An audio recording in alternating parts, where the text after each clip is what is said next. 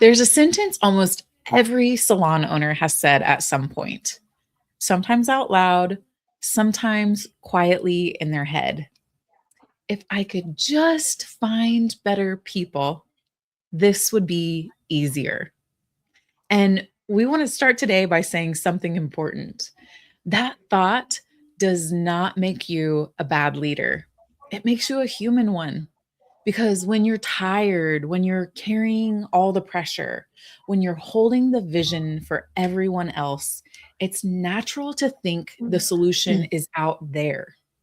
But what if that belief that the answer is more talent is the very thing keeping your salon capped?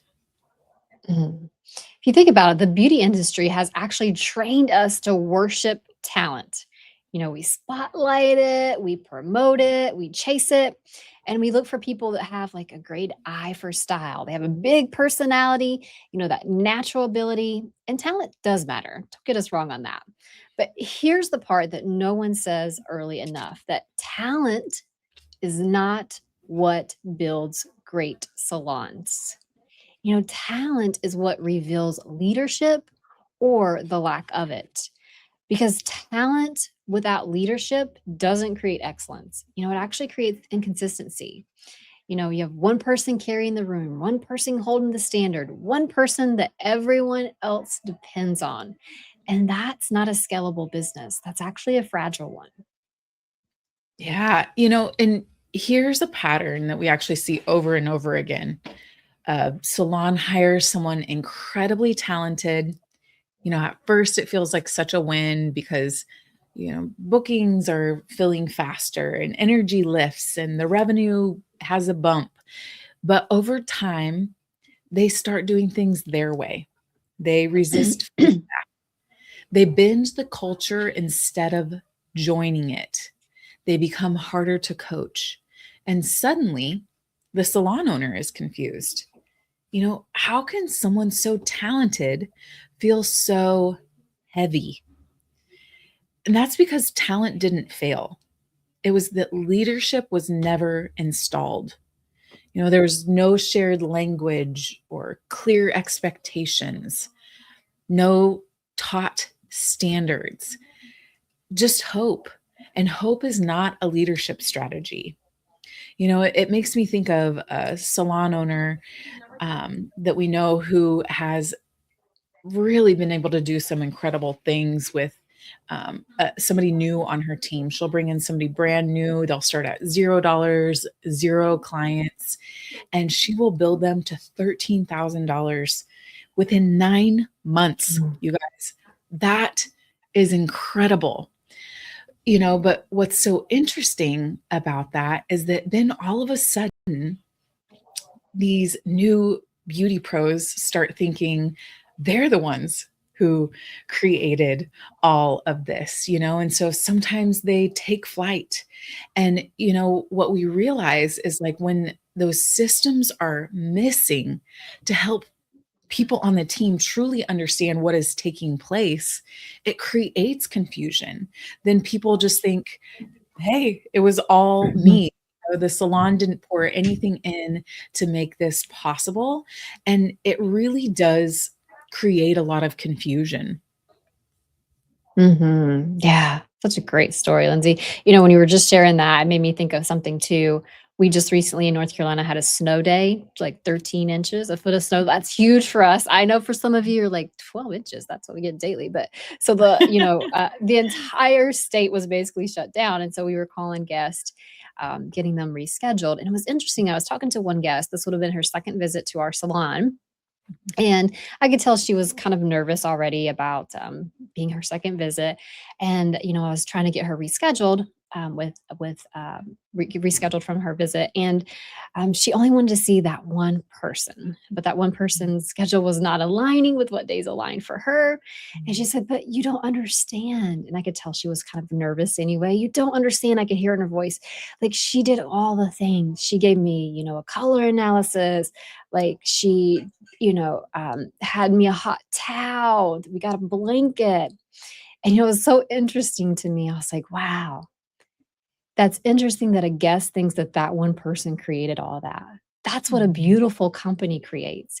Because of that one person, this beauty pro is beautiful. She does great things. We love her. She's very talented. Mhm. But that guest was just seeing her as the spotlight. And really, it's the company as the spotlight that has taught that beauty pro the power of these things that really helps elevate the experience. And so when I was able to share it in a way of light for her, she's like, oh, I said, hey, we all work together. That is an experience you can experience with any of our beauty pros. That's just part of our service standard. And so it was just really interesting to me to hear her think that that one person created all of that. And so when you said that, you know, um, leadership, when leadership's not installed, like that Mhm. one story you just shared, I mean, it does make it look like that person, the talented person, is who's doing it all. Yeah, man, that is a true testament to those systems. Like when your Mhm, company, obviously, your company is so strong, it has amazing systems in place. Um, it, it's like let's look at, really some of the salons that people admire the most because, mhm, the ones where like guests feel safe and confident, kind of like what you were just talking about, Jen, where mhm, teams feel calm, not chaotic, where energy is consistent, not reactive, where growth feels sustainable, not frantic. Those salons aren't filled with unicorn talent. They are filled with trained leaders at every level. People who know how to think, how to communicate, how to diagnose, how to sell with integrity, how to represent something bigger than themselves. You know, Jen, we were sharing this morning at our huddle, just a way that we help build trust with our mhm, guests. Just some small ways that help us build trust so that really they feel like, hey, this is the place where I can spend more money, where I can mhm, relax, where all of those things are happening. And one of the things that we focus on is being a team-based salon. And so checking out other people's clients, seeing where we can serve. So one of the girls shared yesterday that she noticed while her guest that she was serving that day was processing, another beauty pro went over and cleaned off some color on her forehead. And she said, I could just see the girl light up. And she said, not only did that girl feel loved, but I felt loved.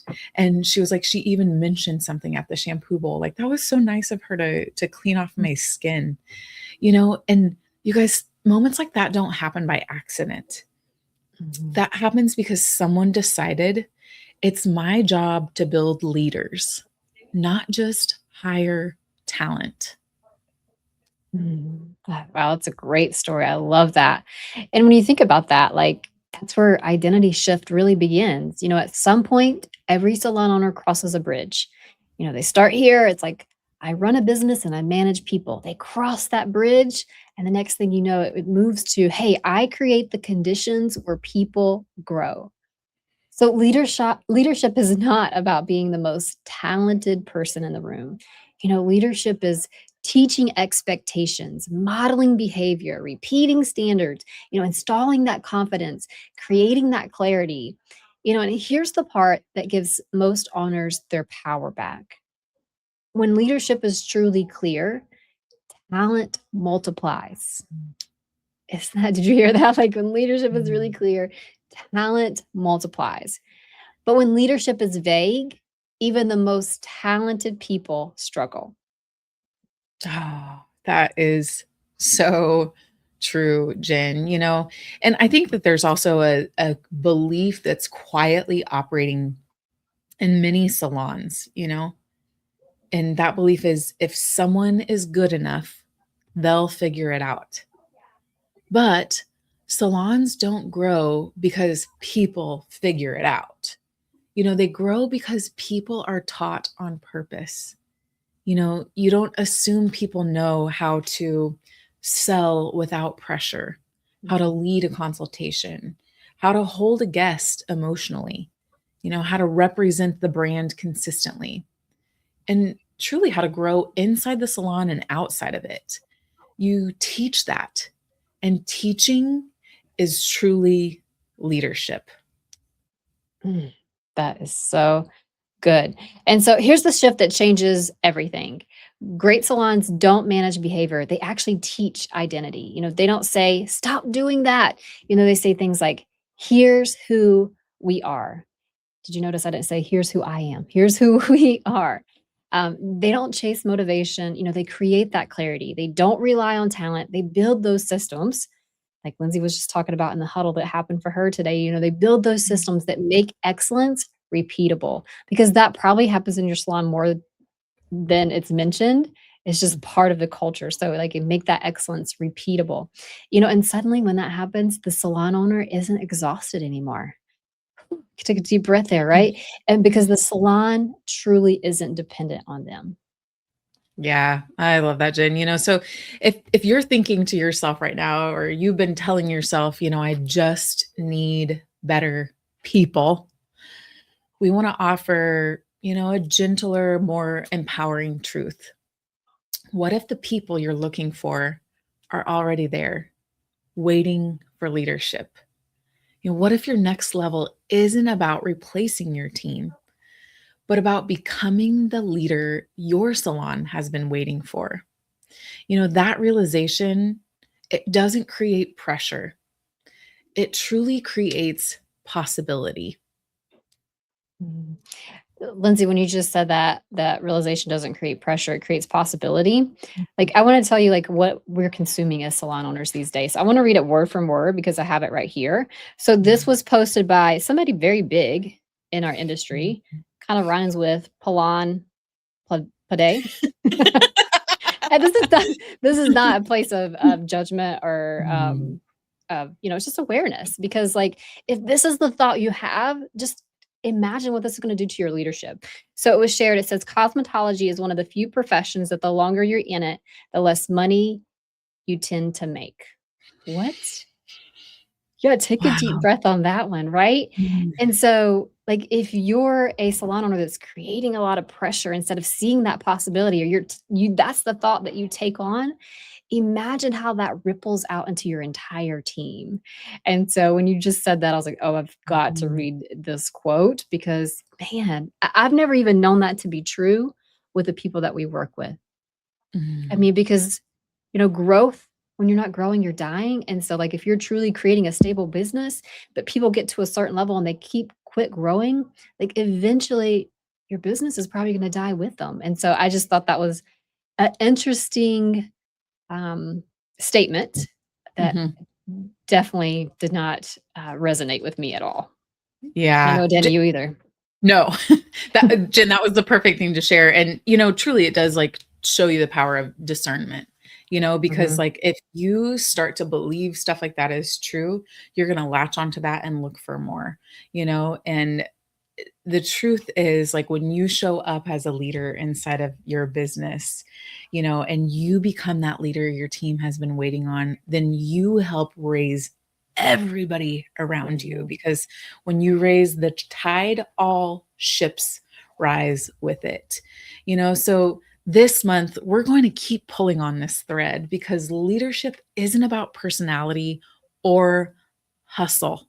Hustle literally means to shake, you guys. So it's not about Mhm. that. It is about systems, language, training, standards, repetition. And next, we're going to talk about one of the most expensive gaps in salons today.